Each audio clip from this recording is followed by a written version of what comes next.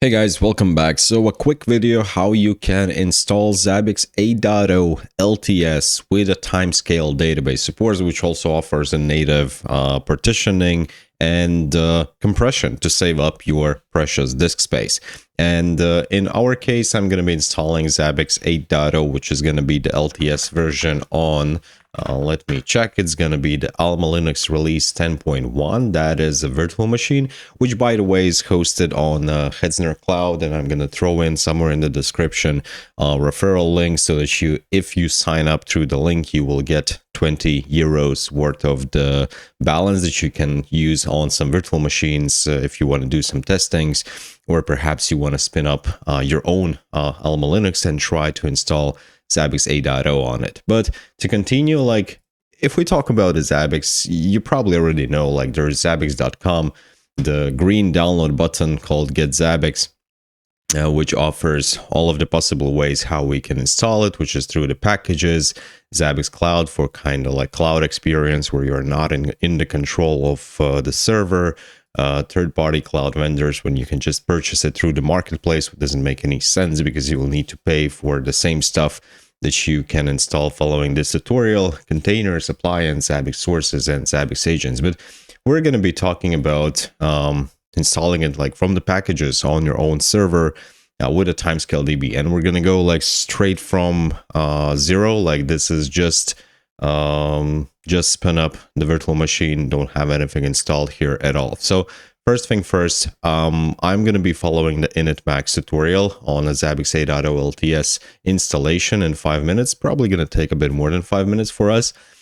First thing first, like, if you're following this tutorial, you need to choose operating system. I'm more like a RHEL fan, so I'm using Alma Linux. If you have Debian as example, you can choose this. And all of the commands will be applied for you. So before we start, first thing is suggested to type set and force 0. I already have it in a permissive mode, so that basically disables SL Linux. And if you do have SL Linux enabled, if you type get enforce and see enforcing here, that probably is going to cause you some issues during the installation process whenever you won't be able to start some services or some monitoring is not going to be working. Then our first task is to actually install the PostgreSQL, because TimescaleDB is just a plugin for the Postgres. So essentially we're going to need a Postgres server, and yeah, so it's always recommended to use the official repository for the Postgres itself, not use what's available on official repositories that you have on your Linux distribution, because very likely that is going to be outdated Postgres version, but we always want to have the latest and greatest stuff.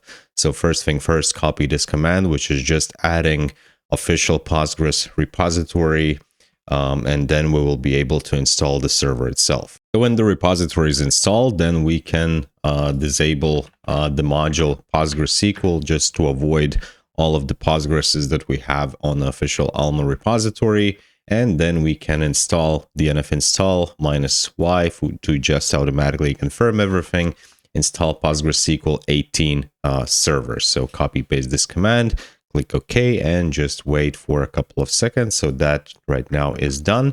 We can go back. What's next required from us is to initialize the database and configure it to start automatically. Like, first of all, database initialization with the command PostgreSQL 18 setup initdb.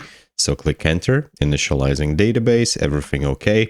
And this one, like, not gonna matter right now on my lab setup, just because I'm gonna delete the virtual machine after the video. But kind of this command makes make sure that every time you will restart your virtual machine, the Postgres server is going to be started automatically.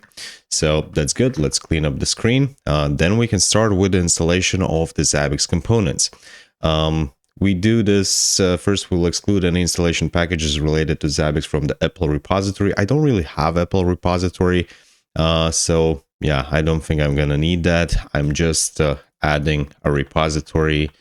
We can also check where to find it here: Zabbix packages, 8.0 pre-release, Alma Linux 10, server front-end agent, MySQL Apache, and here is going to be the line for the repository, but we can do the same copy paste here.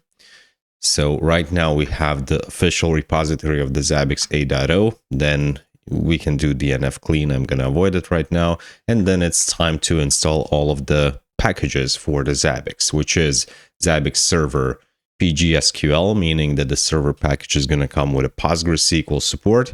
Same for the Zabbix web, which is going to be the front end, Apache config, Zabbix SQL scripts, agent 2, and Zabbix web service. And we can add -y at the end just to confirm everything, right? Okay, this is completed. So let's check what next. We have installed all of the packages. Then we need to initialize the database.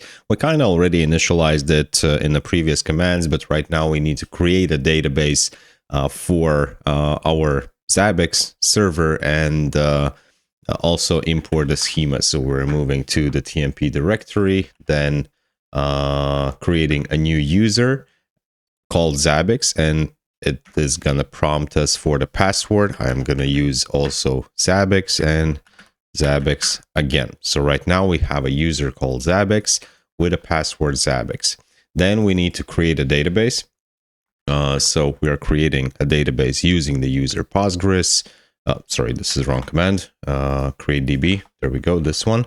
Let me clean this. And creating a database. Database name is going to be Zabbix. That is done as well. And then we are just importing the schema. Schema comes together with the Zabbix server package that we install from official Zabbix repository. So when we installed, oh no, actually it comes with a package Zabbix SQL scripts, which contains all of the schema, so all of the tables and data for the official Zabbix database, right? So that is a mandatory step. This is going to take like maybe a minute or something like that, and then we can proceed. Okay, so when this is done, we can configure a firewall. I think I have it disabled. Yeah, I don't even have a firewall. Like if you do, then first thing first, you need to enable service HTTP, meaning that you will be able to access your Zabbix frontend through the port 80. Then we enable the port 10051. Which is the default port of the Zabbix server. So that's how the monitoring is going to be done. And then we reload the firewall. Timescale database installation is requiring us to, again, install something. So we need to install, add additional repository, and then we're installing TimescaleDB. There we go, -tsl 18. Click yes, and click yes, and click yes once again, and once again.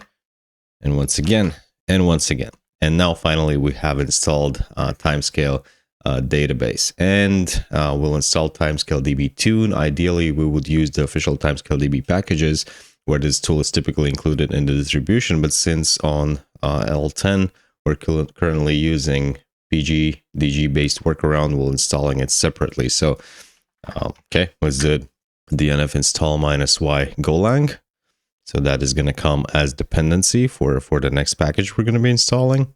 And then we just need to copy paste this command, which installs the binary to the user local sbin. So click enter and downloading all of the required stuff. So again, wait a couple of seconds and it is done. So let's see what next do we need to do. We can run TimescaleDB tune, basically setting up the initial configuration tuning for our database. So is this correct? Yes. Share preload libraries. Is this okay? Yes. Success. Shared preload libraries will be updated. Tune memory parallelism. Yeah, let's do all the tuning. Is this okay? Yes. Yes. Yes. Yes. So basically just clicking yes is going to give us a pretty much decent configuration file for our Zabbix, and please be aware that using a default config file is definitely not a good idea. You're not going to have a good performance, so always use the tuning no matter which database engine you are running. So if you're doing with a Postgres and TimescaleDB, you kind of get an automated tool that does all of the tuning for you. So next, let's restart PostgreSQL service just to make sure that all of the parameters that we just applied are actually really applied. And then it remains is to create active timescale database itself. During development, the path changed from the original user share Zabbix SQL scripts to a new file. So let's try to run this. Echo create extension if not exists, and create extension executed successfully. And then we are again piping a schema into TimescaleDB. So this is successful. Okay. And then it's time to configure Zabbix server config. To do that, we're going to need to go to etc zabbix server.conf. Here we are required to set DB password. Whenever I created my Zabbix user, I've actually set the password to the Zabbix. What else do we have? DB user is Zabbix and DB name is Zabbix. That all of should be sufficient. We can also start report writers and web service URL if you plan to do reporting. I'm gonna skip that for my tutorial, but okay, let's actually do this. So start report writers. Let's find it. /start report writers. Copy this, paste, and web service URL is localhost 153 port. Like this. I think that's good. So right, quit, save. That would be done. So in the next one of the last steps, we configure all language packages for our Zabbix frontend. So again, just copy paste this command, copy paste, click yes to confirm everything. That is going to take another second. Installing everything, upgrading, running scriptlets, completed.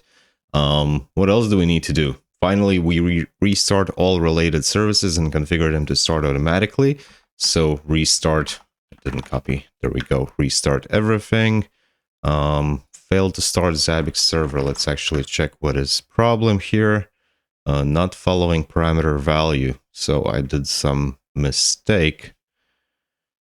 PG no version information available. Let's try to find this one issue, zabbixserver.conf.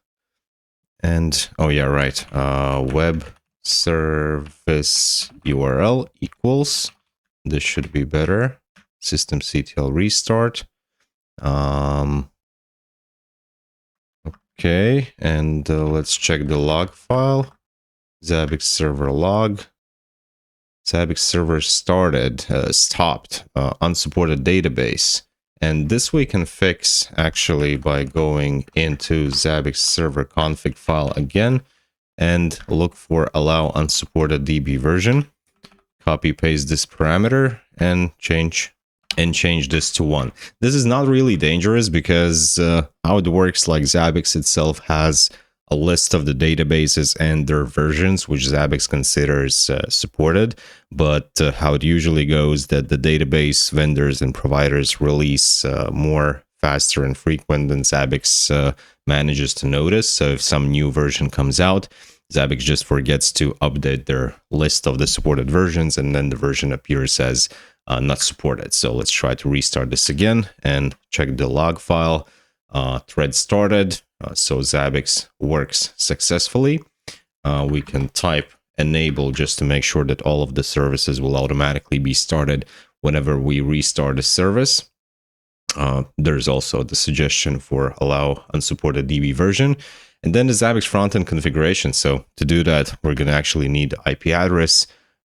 Here is my IP address. Let's try to type it here. /Zabbix. And there we go. There are all of our languages that we pre-installed. Zabbix 8.0. Next step. All of the parameters here are green. Everything is okay. Next step, okay.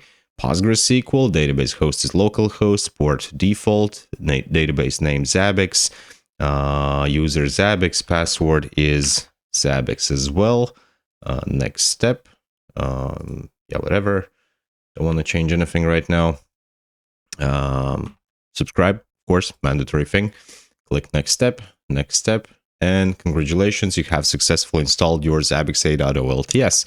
And to log in, just use default user called admin with a capital A, and the password is lowercase Zabbix.